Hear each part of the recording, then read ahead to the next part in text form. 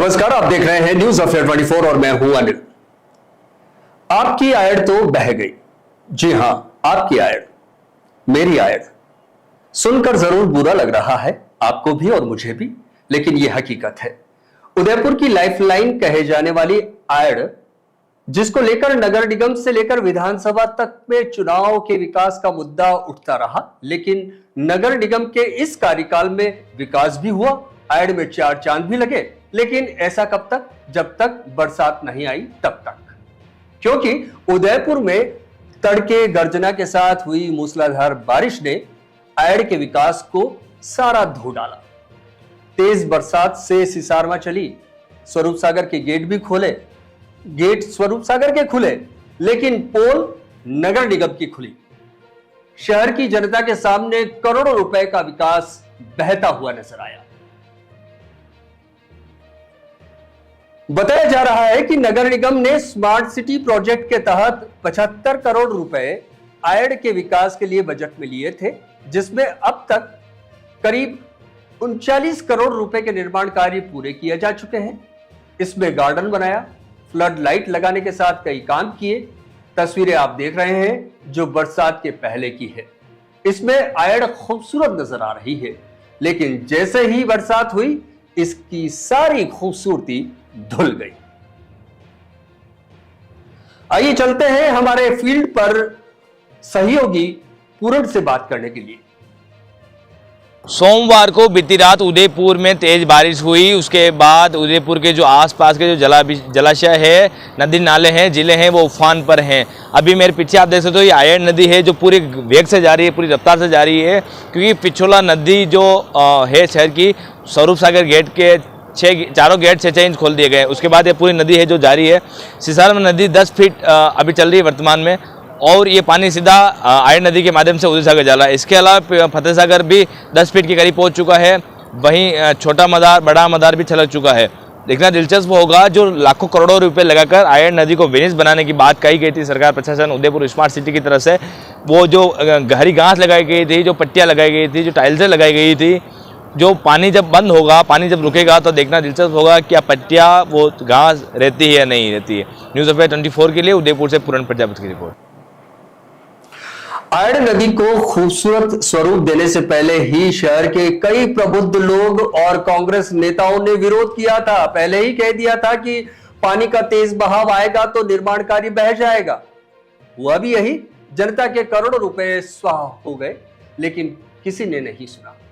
अब नजर वही आ रहा है जिसकी चिंता पहले से लोग जता चुके थे। आइए सुनते हैं कांग्रेस नेता कौशल आमेटा को। प्रदेश के अंदर आपने देखा होगा सभी जगह जलाशय भर गए थे, और अभी लास्ट बारिश में इंद्र भगवान उदयपुर में मेहरबान हुए हैं। लेकिन अगर आज स्थिति देखें, जहां नगर निगम और स्मार्ट सिटी ने 75 करोड़ रुपए का बजट लेके और स्मार्ट सिटी का प्रोजेक्ट चालू किया था, 49 करोड़ रुपए अभी तक खर्च कर दिए हैं। लेकिन आज मन व्यथित है उदयपुर वासियों का। हर एक की जुबान पे एक ही शब्द आ रहा है कि 49 करोड़ रुपए बहकर जा रहा है। जनता का पैसा जो व्यर्थ बह गया है, इसका कोई औचित्य नहीं रहा है। उदयपुर विधायक साहब ने जो पैसा लगाया है यहाँ पे, उनको बने हुए 9 महीने हो गए विधायक साहब को। उन्होंने आयड़ नदी के अलावा उदयपुर में कहीं काम ही नहीं किया है। लेकिन आज अगर देखें तो ये 49 करोड़ रुपए बह कर जा रहा है। और आप 2-3 बार देखेंगे टाइलें और जो घास लगी है, ये उदय सागर के यहाँ पे आपको तैरती हुई मिलेगी। आयड़ में जो पैसा लगा रहे हैं, मेरा तो आपके चैनल के माध्यम से यही निवेदन है, अभी भी समय है। बाकी का जो बचा हुआ पैसा है उदयपुर के विकास में लगावे, साफ सफाई में लगावे, झीलों के लिए लगाएंगे तो वो पैसा काम आएगा, नहीं तो ये पैसा आयड़ नदी में लगाना बेकार है। हमने शहर वासियों की प्रतिक्रिया भी जानने का प्रयास किया है। हमारे साथ फोन लाइन पर मौजूद है प्रबुद्ध नागरिक संजीव बारोट, उनसे बात करते हैं। संजीव जी, आप हमें सुन पा रहे होंगे? जी हाँ, मेरा पहला सवाल है आपसे कि जिस प्रकार से आज जो नजारा बना, आयड़ का विकास बह गया, इस पर आपकी क्या राय है? अनिल जी, मैं आपको बताना चाहूंगा, ये जो आयड़ नदी जो है वो शहर का एक अहम पार्ट है। इसको नगर निगम ने पूरी तरीके से सौंदर्यीकरण से जोड़ने के लिए एक प्रोजेक्ट बनाया है। अब काफी समय से पूरा शहर भी देख रहा है, मैं भी देख रहा हूँ, काम भी चल रहा है, लेकिन साल में बारिश तो आती ही है और इस बार कुछ समय से ऐसा लग रहा है कि बारिश कभी भी आ जाती है और इस विकास कार्य जो हो रहे हैं उसमें आपकी पहली अच्छी बारिश हो रही है शहर में और आपका विकास पूरी तरीके से पानी में बह जाता है और शहर पूरा देख रहा है। तो ये पूरी तरीके से मैं समझता हूँ बहुत शर्मजनक है। इस तरीके के विकास के जो प्रोजेक्ट हैं जो पानी में बह जाएं वो बिल्कुल भी सही नहीं है, ऐसा नहीं होना चाहिए था। यहाँ के जितने भी नगर निगम की इसको डिजाइन करने वाले लोग थे या पॉलिटिकल लीडर हैं जिन्होंने ये प्रोजेक्ट पे अप्रूवल दिया कि इस तरीके का प्रोजेक्ट होना चाहिए, तो मुझे लगता है ये प्लानिंग के अकॉर्डिंग तो बिल्कुल नहीं था। दुनिया देख रही है, आपका शहर देख रहा है कि आपके लाखों करोड़ों रुपये लोगों के टैक्स का पैसा इस तरीके से पानी में बह जाए, तो ये जायज नहीं है मेरे हिसाब से, बिल्कुल भी जायज नहीं है। मेरी दूसरी राय आपसे जानना चाहेंगे कि देश भर में इस प्रकार के रिवर फ्रंट तैयार किए गए थे, लेकिन वहां इस प्रकार की कोई स्थितियां नहीं बनी। क्या आयड के प्रोजेक्ट में कोई कमी थी? आपकी क्या राय है? जी हाँ, आपका जो सवाल है बहुत कारगर है। मैं इसी बात पे आना चाह रहा था। आप जब डिजाइन कर रहे हो, शहर बहुत सुंदर है, वर्ल्ड में उदयपुर का नाम है, पूरे वर्ल्ड में उदयपुर का नाम है, कई सारे पर्यटन पूरे देश विदेश से इस उदयपुर शहर में आते हैं। जब आप शहर के अंदर जो नदी बह रही है वो आपके लिए पूरी तरीके से रीढ़ की हड्डी है। आपका फतेह सागर है, उसी तर्ज पे आपका आयड भी है। आयड को और सुंदर कैसे बनाया जा सकता था? क्या एक बार प्रशासनिक अधिकारी जो इसको डिजाइन कर रहे थे वो अहमदाबाद रिवर फ्रंट जाते? क्या वो कोटा रिवर पे जाते? वहां जाके उन चीजों को समझते कि आखिर ये रिवर फ्रंट कैसे बने हैं।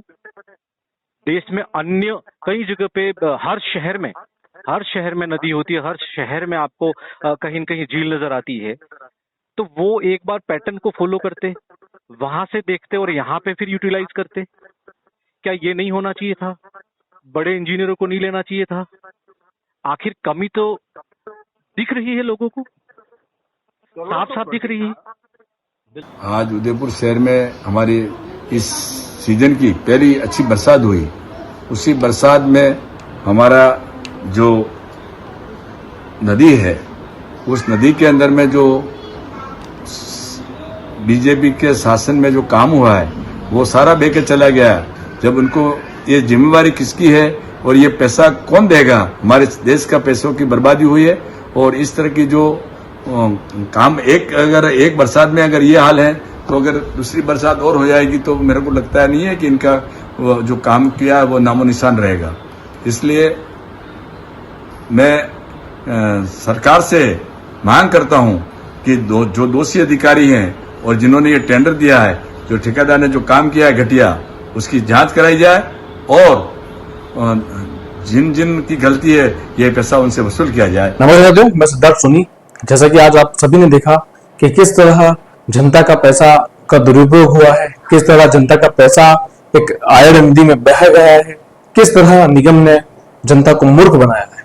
मैं आप सभी को बताना चाहता हूं कि गुजरात के तर्ज पे ये मॉडल तैयार किया गया था, परंतु जो कहता है कि नकल में भी अकल चाहिए, वो मुझे लगता है कि कहीं ना कहीं निगम में इस चीज की कमी है, इनके इंजीनियरिंग जो है उनमें कमी है। और इस तरह की मूर्खता जब जनता, हर एक जनता जो इंजीनियर नहीं होते हुए भी ये चीज समझ रही कि जिस दिन पानी का बहाव आएगा ये सारी टाइलें, ये सारा गार्डन बह जाएगा, परंतु निगम को बार बार शिकायत करने पर भी, निगम को बार बार ज्ञापन देने पर भी, जनप्रतिनिधियों के द्वारा धरना प्रदर्शन करने पर भी इस निगम ने नहीं सुनी। और आज जो हश्र हम देख रहे हैं, जो जनता का पैसा बहा गया है, वो और कोई नहीं, केवल और केवल निगम इस चीज का जिम्मेदार है। मैं चाहता हूं कि निगम के सभी जितने भी कर्मचारी हैं जो इसमें लिप्त हैं, जितने भी जो महापौर, उप महापौर हैं और जितने भी अधिकारी इसमें लिप्त हैं, जितने भी इंजीनियर इसमें लिप्त हैं, इन सभी पे कार्रवाई होनी चाहिए। जनता को एक मुकदमा करना चाहिए इनके ऊपर और इनको अकल ठिकाना आनी चाहिए कि इस तरह से जनता का पैसा जो करोड़ों रुपए है, जो लाखों रुपए है, करोड़ों रुपए है, जो इनमें बहा गया है, वो भविष्य में इस उदयपुर की जनता को, भोली भाली जनता को मूर्ख न बनाया जाए, इनका पैसा व्यर्थ न किया जाए।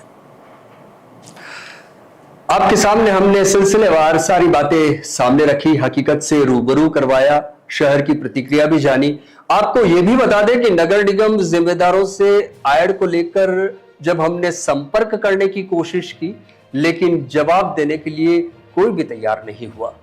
यह भी बात सामने आ रही है कि जब पानी उतर जाएगा तब वास्तविकता सामने आएगी कि जनता की कितनी आय आयड में बह गई। नमस्कार।